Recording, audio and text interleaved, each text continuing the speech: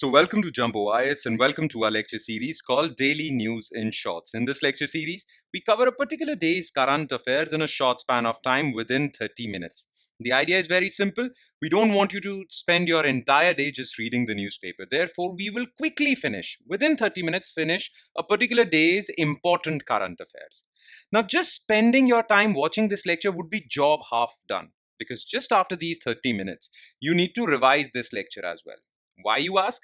Well, revision helps in consolidating these current affairs in your memory. Otherwise, you'll quickly forget them.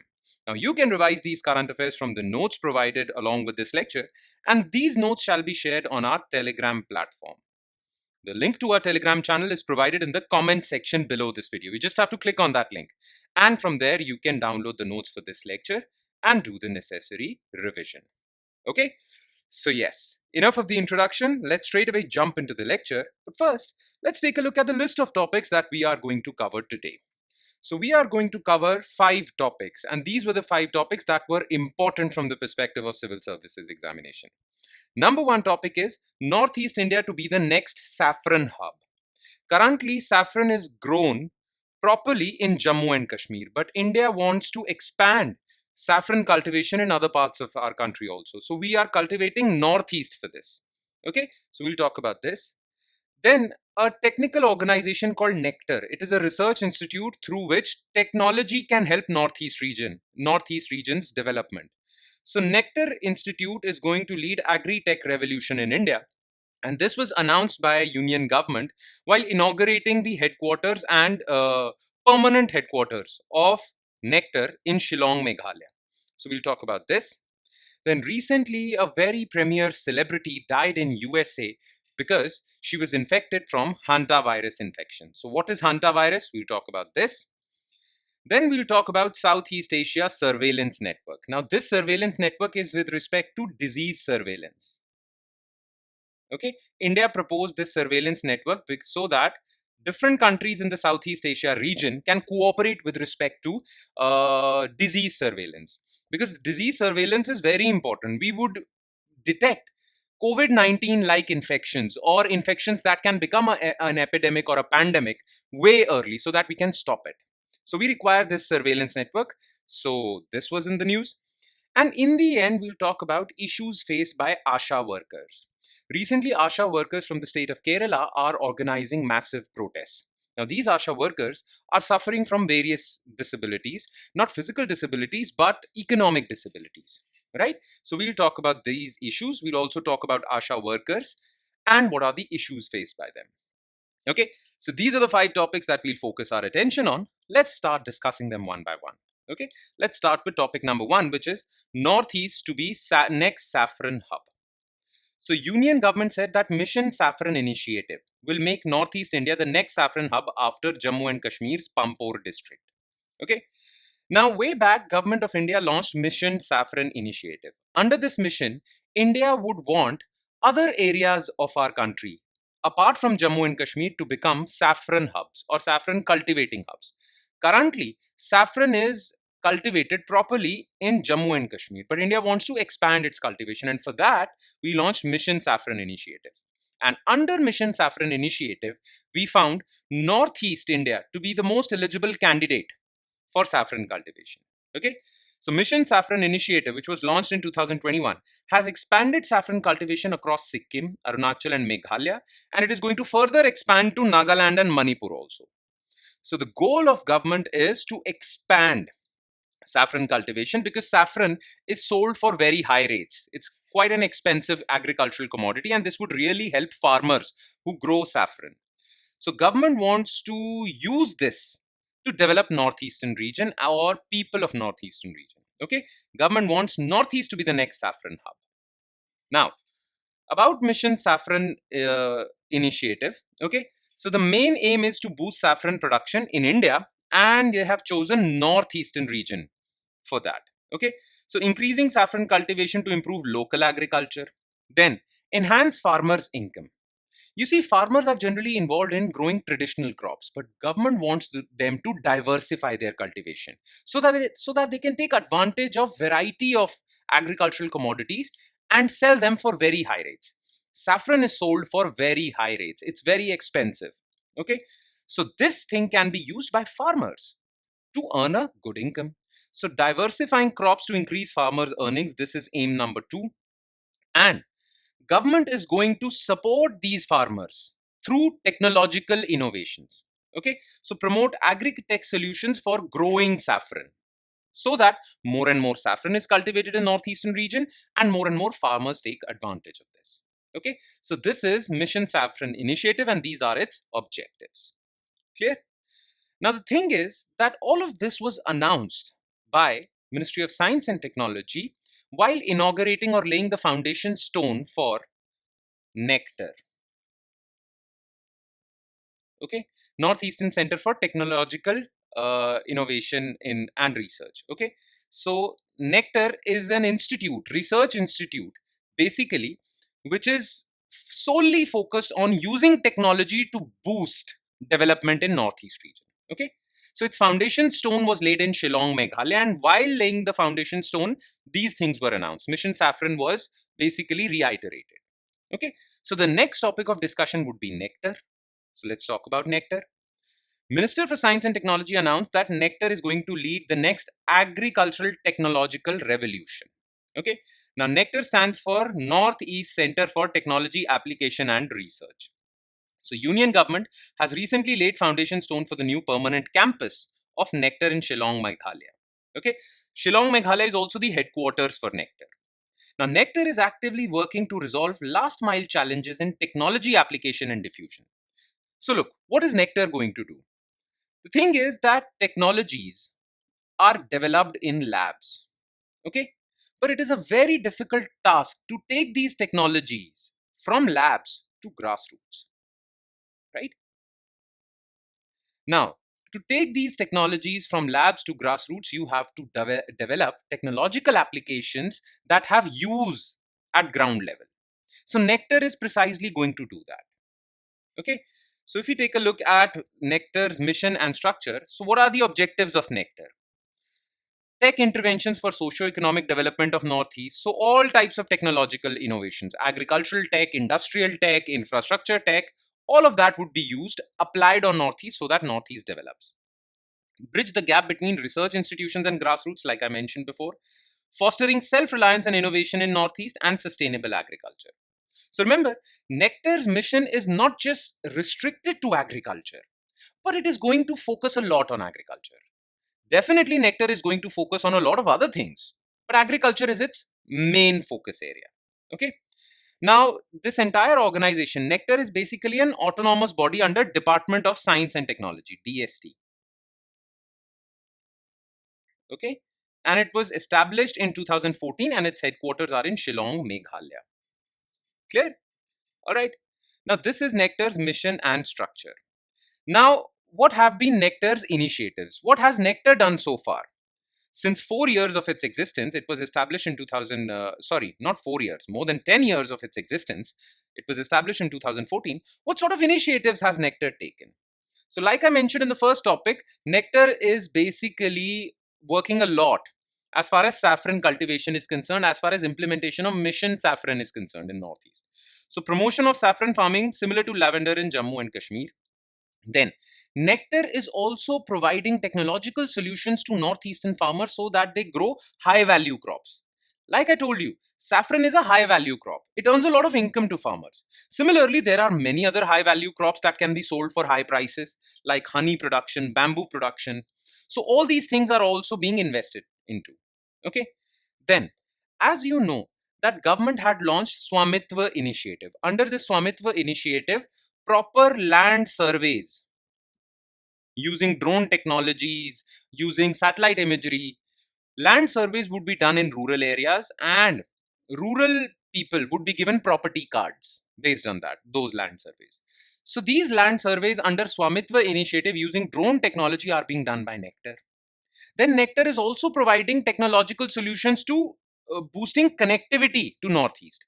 Was known for not having good roads and bridges. But now, due to the efforts of NECTAR and many other organizations, connectivity and infrastructure development is not an issue in Northeast anymore, though you have miles to go. You have a lot of work needs to be done. Still, a lot of work needs to be done, but we have come a long way. since 2014. Okay, so these are some of the initiatives that have been taken by Nectar so far. Clear? Okay. So enough of Northeast. The first two topics were dedicated to Northeast. Now let's shift our focus to health related news. Okay. Third news item is with respect to Hantavirus. So Betsy Arakawa, wife of Oscar-winning actor Gene Hackman, died from a respiratory illness linked to hantavirus, a rare disease transmitted by infected rodents. Rodents means rats, mice, all that. Health experts warn that hantavirus can cause flu-like symptoms after exposure to rodent droppings, and in severe cases, you can develop respiratory complications, kidney-related complications, and if symptoms aggravate, it can also lead to internal bleeding. Okay, initially you will have flu-like symptoms. You will feel like you have cold flu, but if symptoms aggravate, it can even lead to mortality, like in the case of Betsy Arakwa. Okay, now before understanding hantavirus even more, you need to understand this term called zoonotic diseases. Okay, zoonotic diseases are those diseases that are transmitted from animals to humans. So any virus, bacteria that jumps from animals to humans, okay, the disease caused by that microorganism, bacteria or virus, is known as zoonotic disease. So hantavirus infection definitely falls in the category of zoonotic disease. So remember this term, zoonotic disease. That means microorganisms, disease causing microorganisms that jump from animals to humans. Okay, now let's talk a bit more about hantavirus. Okay, so understanding hantavirus. So it was first identified in 1993. Okay, it is transmitted through droppings of rodents. Okay, so rodents, when they urinate, their urine, their droppings, excreta, basically saliva, when you come in contact with these fluids or these excretions by rodents, rats, mice, okay, then you have a chance of contacting this disease. Okay, so this happens. Now, if it is a mild infection, then it will lead to flu-like symptoms. But if the infection becomes severe, then it can cause pulmonary complications. Pulmonary complications means complications related to your lungs. It can even cause hemorrhagic complications, hemorrhagic fever. Hemorrhage means internal bleeding. Okay, and it can even cause renal complications. Renal means kidney. Okay, so if it is causing you respiratory disease, then it is known as HPS, hantavirus pulmonary syndrome. If it is causing renal complications and internal bleeding, it is known as hemorrhagic fever and with renal syndrome. Okay, these things are possible if the symptoms of hantavirus become severe. Now the problem is, and this is a huge problem, okay, there is no definitive treatment for hantavirus. If you contact this infection, well, there is no treatment for it. Okay, you only have supportive care. Supportive care means symptomatic treatment. So if you're developing a fever, they'll give you paracetamol so that this fever or your body temperature drops down. Okay, only supportive care is given. If you're having pulmonary complications, lungs related complications, then they will give you oxygen cylinders, ventilators. Supportive care is only possible. No curative care is possible. You cannot cure. There is no medicine that can kill this virus. Only supportive care is possible. Okay. Plus, preventive care is also possible. How can you prevent it? Okay. So, sanitation is important. Okay. Cleaning your house or disinfecting your house from these rodents. You need to be away from these rodents. Okay. All these things are important. These are known as preventive actions that can be taken. Make sense? Now, about zoonotic diseases, I need to tell you one more thing about zoonotic diseases. Okay. The thing is that zoonotic diseases are those diseases that jump from animals to humans. The thing is that because of climate change, zoonotic diseases are rising. Why? Because of climate change, okay, habitat destruction of wild animals is happening. And because their habitats are being destroyed, okay, they are moving towards human populations where humans reside. And that is why human to animal contact has increased. So because of climate change, because of widespread domestication of some animals, human to animal contact has increased. And because of that, well, these diseases, humans are catching these diseases which were earlier found only in animals. Okay, so there is a big reason why climate change and biodiversity destruction, habitat destruction is increasing or is causing health related problems to humans.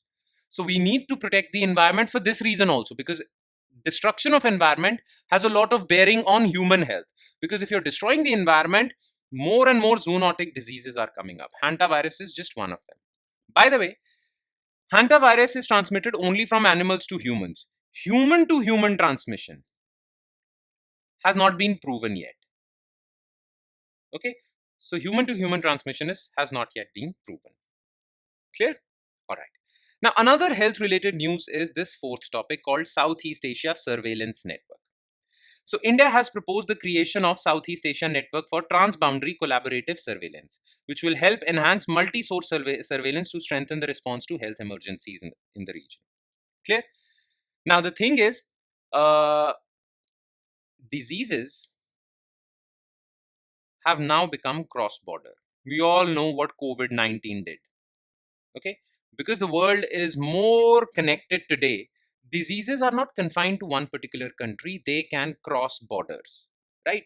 Therefore, cooperation among different countries for controlling any disease, any epidemic, any pandemic is of vital importance, right? Now, before any disease becomes a pandemic or an epidemic, you need to catch it beforehand. Okay, you need to know about it beforehand that this disease is spreading. Now, that can happen if you have a good surveillance network. But like I said, surveillance network in one country alone won't do the job, because diseases are coming from outside your countries also, your country also. Okay, diseases have become cross-border. Therefore, we need a surveillance network of multiple countries. Yes. Now look, WHO, World Health Organization, has 6 regional offices. Okay, which caters to different regions. One regional office caters to Southeast Asia, Southern Asia, and East Asia. Okay, that regional office, known as Southeast Asia Region (CRO) organization under WHO, caters to countries of Southeast Asia region. Now, India belongs to this region of WHO, and India has proposed this surveillance network so that these countries which belong to CRO, there are 11 countries, those countries which belong to this regional office, they should have a surveillance network and it should be done together. Clear? Now, the thing is, why do we need a cross-border surveillance network? First of all, regional collaboration is important. Surveillance system is important so that you can basically catch the disease beforehand. Then these countries can also learn from each other, can also learn best practices from each other and build their capacity to tackle a disease. Okay, so capacity building is important under this surveillance network. And the other thing is that this surveillance network would focus on One Health approach. Now, One Health is an important concept and you need to remember it. Okay, what is One Health concept or One Health approach, which is going to be followed by this surveillance network? One Health says that human health, animal health, and environmental health, they're all connected together. Okay, if you're focusing solely on human health and ignoring animal or environmental health, then you are running the risk of proliferation of zoonotic diseases, right? Because if you're focusing only on human health, then the animal health is being ignored and zoonotic diseases are proliferating and human health is getting compromised. Okay, if you're focusing on human and animal health alone and if you're jeopardizing the environment, then it might lead to air pollution, which again impacts human health. Basically, One Health approach says that you cannot ignore either one of these three. You have to take care of all three. If you are focusing on if you're focusing only on two of these three or one of these three, you won't achieve your goal, because the one that is being ignored would jeopardize the one that is being focused on. Okay, so you need to take care of all three healths. So this surveillance network would focus on all three healths: environmental health, animal health, human health, because they are all interconnected. This is known as One Health approach. Okay, so remember this term, One Health approach. There is a reason why zoonotic diseases are proliferating, because we have so far not followed One Health approach. It's all interconnected. Environment is connected with animals, animals are connected with humans, and basically human beings reside in this environment, right? So this is important. Okay, by the way, about World Health Organization Southeast Asian region, like I said, WHO has 6 regional offices. One caters to Caribbean, the other caters to African region. Similarly, there is one regional office that caters to Southeast Asia region. Okay, it basically has, this region has 11 countries. India is one of them, and its headquarters are in India only. So Southeast Asian region, WHO's CRO's headquarters are in New Delhi. Remember this fact. Okay. All right. And now let's move on to last topic of the day, which is issue of ASHA workers. Okay. Who are ASHA workers? Accredited social health activists. These are volunteers employed by government under National Health Mission. These volunteers who are paid some salary by the government, okay, which are under National Health Mission.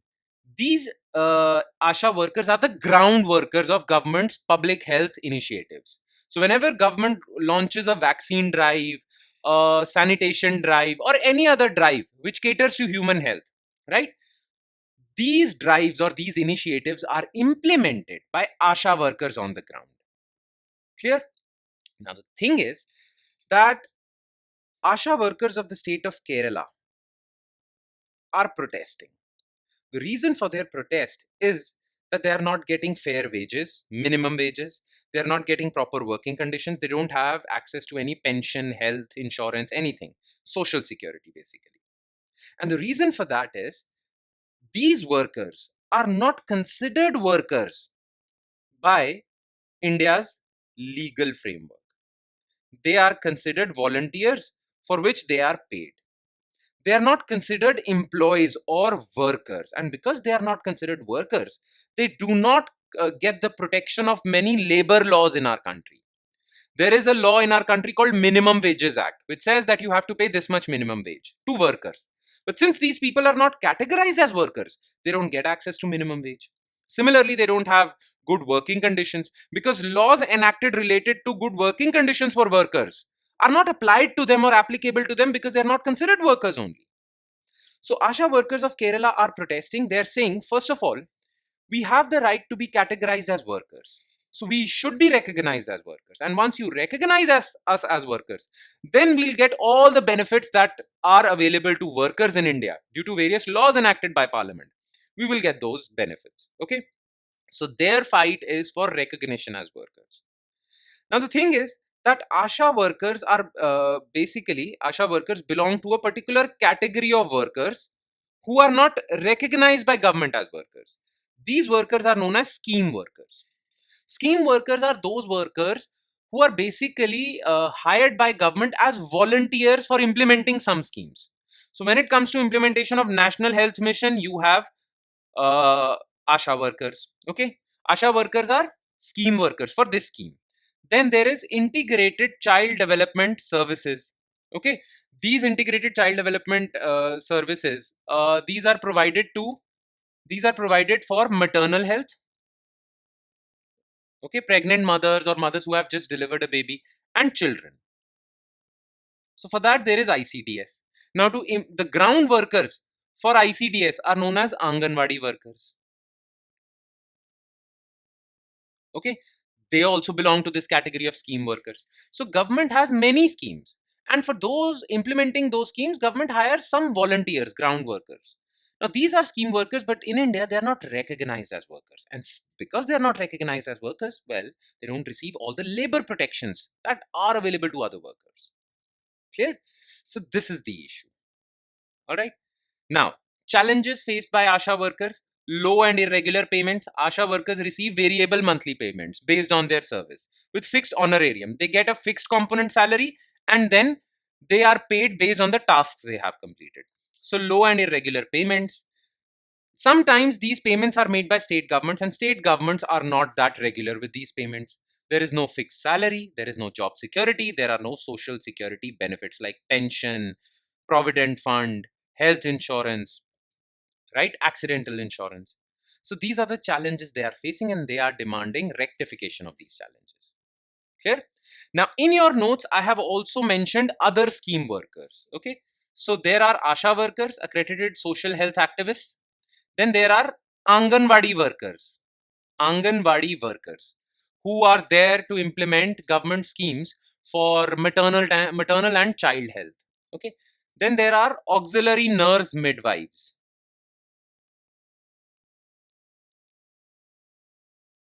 Okay. These basically promote women to get institutional deliveries, pregnant mothers, they help them. Okay. So these are the three examples of scheme workers with respect to this domain of health in India. We will call them health volunteers because government categorizes them as volunteers. Nonetheless, they do work and they're not being paid enough. So that is why they are protesting. All right. That would be all. And with that, we conclude today's session. Thank you so much for watching, everyone. And I'm sure it has added value to your preparation. But it would add more value if you revise this lecture as well, because it is really important for you to remember these current affairs. Revision would help in that. So make sure you do that revision. And I would be signing off with the promise of seeing you next time with another set of current affairs. Thank you, everyone.